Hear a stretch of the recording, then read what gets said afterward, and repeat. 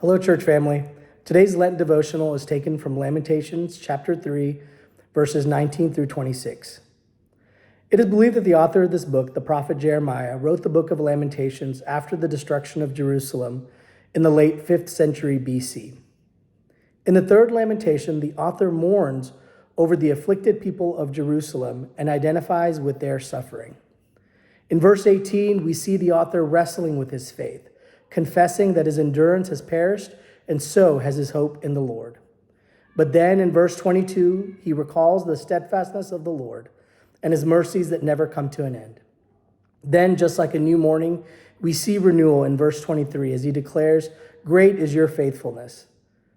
Finally, in verse 25, the author goes on to say that the Lord is good to those who wait on him and to the soul that seeks him. We often lose hope because waiting on the Lord is the hardest thing to do. It is human nature to be impatient. But with God, there is no element of time. As we wait on him, we cannot expect God to act quickly. For example, we know that the Lord answers prayer. We may pray to him and sometimes wait weeks, months, or may still be waiting for these prayers to be answered. He does answer our prayers.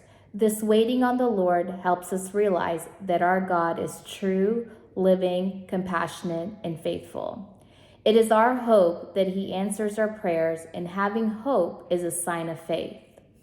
Remember, when the situation around us seems to be hopeless, we must realize that our God is in control. We must wrestle in our faith the way we see Jeremiah wrestle. But we find renewal and must preserve our hope by putting our trust in him.